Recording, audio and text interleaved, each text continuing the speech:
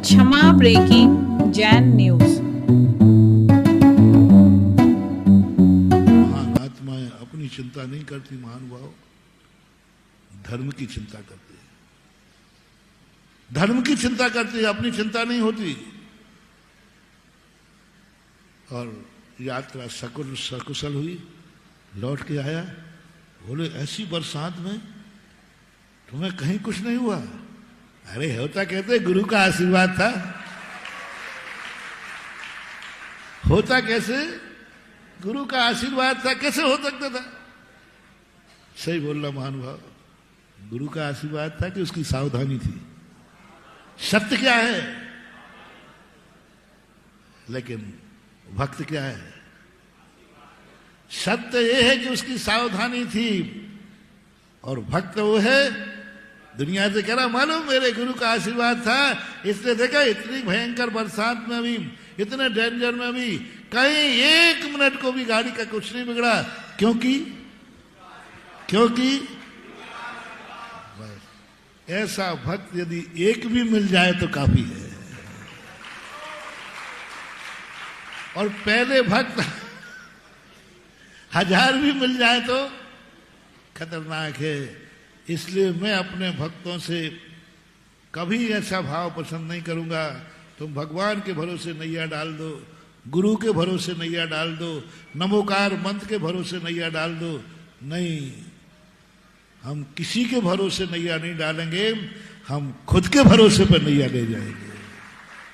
जो ब्रह्म ब्राह्म का खुद के ऊपर विश्वास नहीं है। जितना व्यक्ति भगवान पर विश्वास कर रहा है, उतना व्यक्ति खुद के ऊपर विश्वास कर ले तो बेड़ा पार होता है। खुद के ऊपर विश्वास करे, खुद अपनी गाड़ी पर विश्वास करे, खुद अपनी कला पर विश्वास करे। सेठ जी चिंता मत करो, मैं भी पुराना ड्राइवर हूं, मुझे अपनी ड्राइविंग पर भरोसा है, आज आपके गुरु की लाज रखूंगा। वो ड्राइवर ने गुरु के ऊपर विश्वास नहीं किया। किस पे किया? मेरे ऊपर मुझे विश्वास है कि इस गाड़ी को कुछ भी नहीं होने दूंगा। ये है धर्मात्मा की निशानी। क्या तुम्हें विश्वास है? जो प्रवचन के प्रारंभ में कहा था कि पर के भरोसे जाके बैठ गए। शक्तियां मत खो, शक्तियां मत खो। और गुरु बनाना है किसके लिए? समय हो गया, अंतिम मोटिवेशन। गुरु बनाना किसके लिए? दुख के दिनों के लिए नहीं, थोड़ा थोड़ा आंसू पहुंचने के लिए नहीं, हंसी रोकने के लिए। आंसू पहुंचने के लिए गुरु नहीं बनाना, खुशी को सुख को रोकने के लिए गुरु बनाना।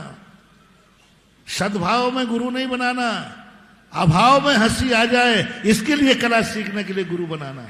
अभाव में, विपत्ति में मैं हंस जाऊं, विपत्ति आने पर भी मेरे जीवन में कभी परिणामों में डगमगाहट ना आ जाए, इसलिए रामचंद्र जी ने कहा मुझे गुरु बनाना है। पूरी जिंदगी में दुर्योधन ने अपने एक बड़े को साबुत नहीं किया, सबको निपटाया है। और रामचंद्र जी का भी युद्ध भयानक था, एक भी अपने बड़े को नहीं निपटाया, स्वयं निपटते रहे। एक को भी नहीं, गुरु को युद्ध में नहीं उतारा, ससुर जनक को युद्ध पे नहीं उतारा, पिताश्री तो थे ही नहीं, भरत को एक भी अपना परिवार का एक व्यक्ति नहीं मरने दिया। बताओ राम युद्ध में राम के परिवार का कौन मरा? और दुर्योधन के युद्ध में दुर्योधन के परिवार का कौन बचा?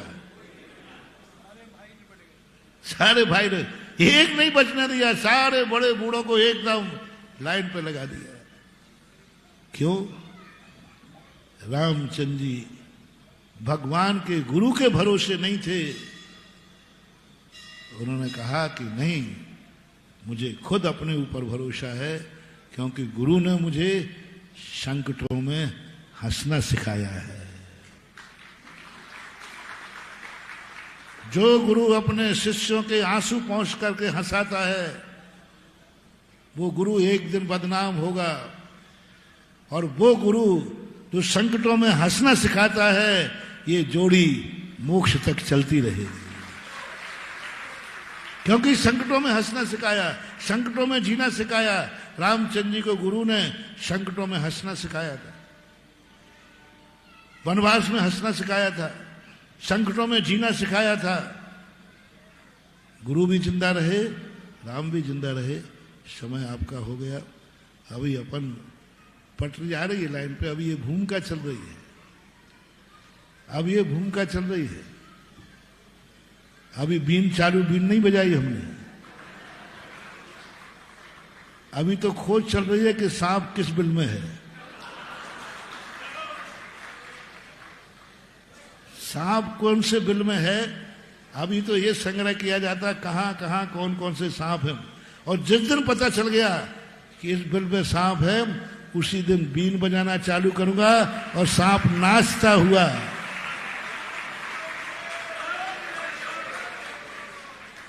ये बीन का मामला बहुत अच्छा है। एक जिज्ञासा के प्रश्न पे आया था, जिस दिन पता चल जाएगा, हम बाहर की बात नहीं कर रहे हैं, तुम लोग गलत मत सोचना।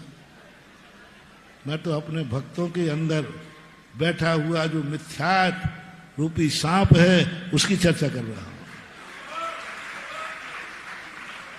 अब तुम कहीं लगाओ चोर की दाढ़ी में तिनका, तो मैं क्या करूं?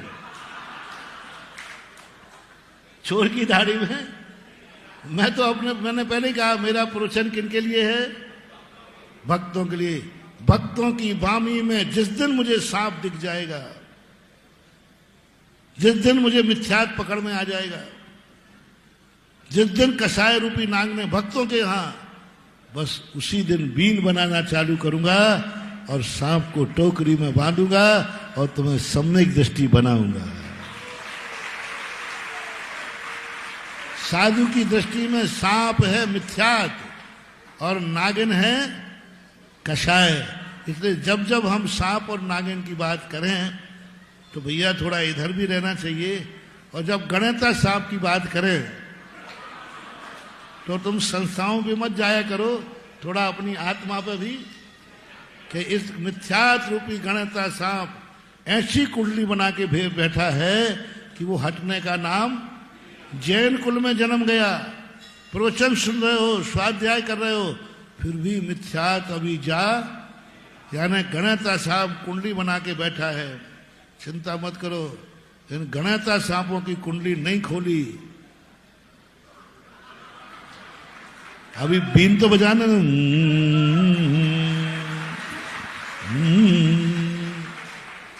खुलेगी खुलेगी खुलेगी, मिथ्यात्व का वमन होगा।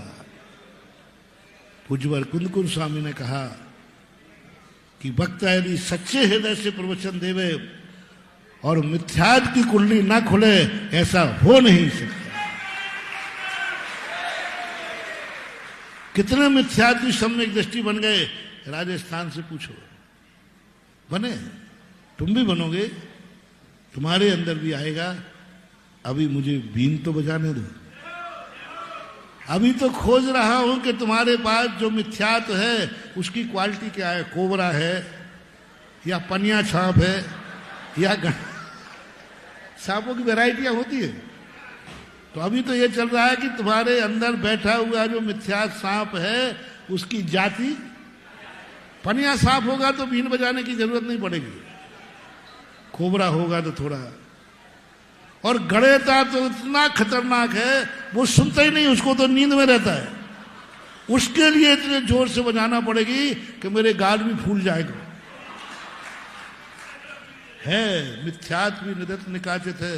मारीच के पास ऐसा मिथ्यात्व था, ऋषभदेव की बीन भी कुंडली नहीं खुला पाई। तो अपन उस तरफ बढ़ेंगे, चिंता मत करना। साधु के प्रवचन द्विमुखी होते हैं। अब जिसको जहां लगाना हो, वो बताया था ना, फोटो ऐसी होती है कि उसको कहीं से भी देखो क्या लगती है कि मेरी। ऐसे ये प्रवचनों को साधु को कहा गया। गुणभद्राचार्य महाराज ने कहा है कि साधु को हमेशा प्रवचन वो देना चाहिए कि हर श्रोता को ये लगे ये प्रवचन मेरे ऊपर हो रहा है। क्या महसूस हो? अब जिसको मैंने कल ही वही सीखी है, प्रवचन ऐसा दो कि हर श्रोता को लगे ये प्रवचन मेरे ऊपर, जिसे मिथ्या दृष्टि होगा उसे लगेगा मिथ्यात पे दिया, कोई कसाय होगा बैर भाव साधे होगा तो कसाय पे दिया, अब कोई संस्था का गणाता साहब बना हुआ हो तो वो लगेगा कि ये मेरे ऊपर दिया। अब देखो भाई, अब मैं क्या करूं? चोर की दाढ़ी में तिनका है। यदि ये प्रवचन बुरे लगे, महाराज बीन बजा रहे थे, वो तो मेरे लिए कह रहे होंगे, वो तो मैं क्योंकि हाँ बेटा क्या ही तेरे ऊपर रहा हूं। चोर की दाढ़ी में वो आती ना तिनका की, एक बार समय हो गया, गड़बड़ हो जाएगी थोड़ी सी है कि राजा सैनिक ने एक चोर नहीं मिल रहा था, तो अभय कुमार का बेटा चोर नहीं मिल रहा है और चोर है यहीं कहीं, तो उनका पिताजी मिल जाएगी, चोर को ढूंढना कौन सी बड़ी चीज है। बोले ये तो पक्का है कि है यहीं। हाँ महाराज, वो बेटा है तो यहीं, ये तो पक्का है। बोले पकड़ में नहीं आ रहा। तो उनका पिताजी आज आप सभा में शुभ बैठना, मैं बोलूंगा। बोले बेटा, सभा बुलाई गई, पूरा नगर बैठा, चारों तरफ कैमरे लगाए गए, और अभय कुमार कहते हैं देखो अभी अभी सीबीआई से पता चला है कि चोर यहीं कहीं बैठा है, और जिसने चोरी की है उसकी दाढ़ी में तिनका होगा, ये पहचान है।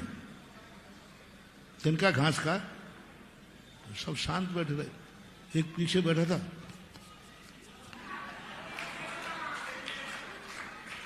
क्योंकि क्या निशानी क्या बनाई?